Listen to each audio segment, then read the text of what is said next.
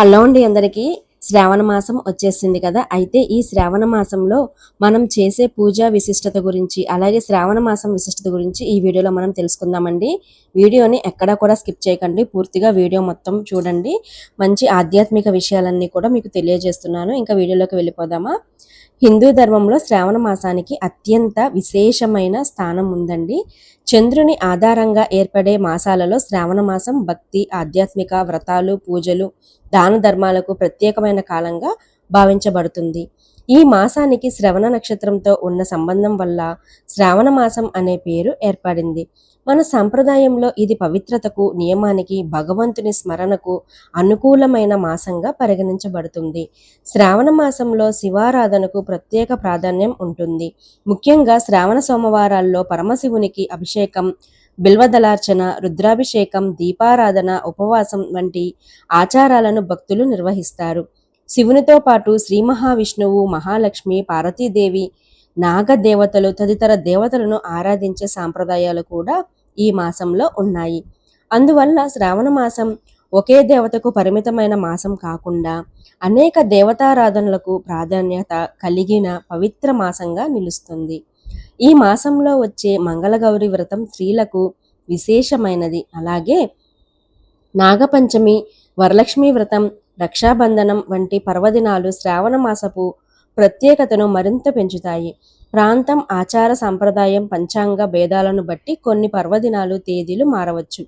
అయినప్పటికీ ఈ మాసమంతా భక్తి శ్రద్ధలతో పూజలు, వ్రతాలు, దాన ధర్మాలు చేయడం మన సాంప్రదాయంలో కొనసాగుతుంది. శ్రావణ మాసం ప్రకృతి పరంగా కూడా ఎంతో ప్రత్యేకమైన కాలం. వర్షాలు కురిసి ప్రకృతి పచ్చదనంతో కలకలలాడే ఈ సమయంలో ప్రకృతిని దైవస్వరూపంగా భావించి గౌరవించడం మన సంస్కృతిలో కనిపిస్తుంది. చెట్లు, వృక్షాలు, పశుపక్ష్యాదులు, జలవనరులు పట్ల కృతజ్ఞతాభావం కలిగి ఉండాలని ఈ కాలం మనకి గుర్తు చేస్తుంది. వ్రతాలు, ఉపవాసాలు కేవలం కోరికలు నెరవేర్చుకోవడానికి మాత్రమే కాకుండా మనస్సును నియంత్రించుకోవడానికి, ఇంద్రియ నిగ్రహాన్ని పెంపొందించుకోవడానికి, భగవంతునిపై ఏకాగ్రతను పెంచుకోవడానికి ఉపకరిస్తాయని చెప్పి ధార్మిక సాంప్రదాయం చెబుతుంది. ఈ మాసంలో ఆలయ దర్శనం, నామస్మరణ, పారాయణం, స్తోత్ర పఠనం, అన్నదానం, వస్త్రదానం వంటి సత్కార్యాలకు కూడా ప్రాధాన్యం ఇవ్వడం ఎంతో శ్రేయస్కరం. శ్రావణ మాసం మనకు ఇచ్చే ప్రధాన సందేశం భక్తితో జీవించు, నియమంతో నడుచుకో, సత్కార్యాలు చేయి, ప్రకృతిని గౌరవించు అనేది.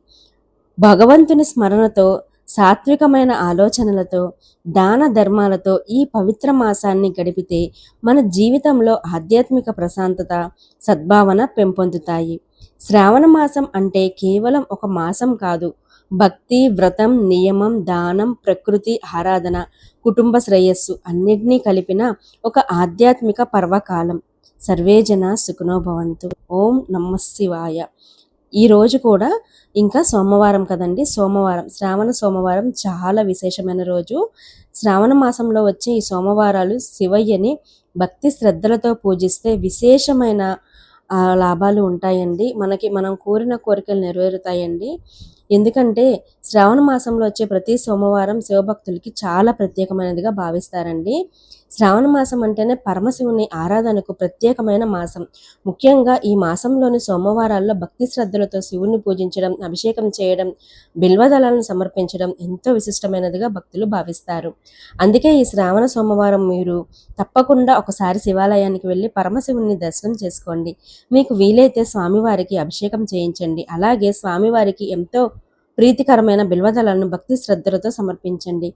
మీ మనసులో ఏ కోరిక ఉన్నా ఆ కోరిక నెరవేరాలని కోరుకుంటూ మనసులో సంకల్పం చేసుకోండి. ఇక ముఖ్యంగా కొబ్బరి చిప్పలో నూనె లేదా నెయ్యితో దీపం వెలిగించి ఆ పరమశివుని స్మరించండి.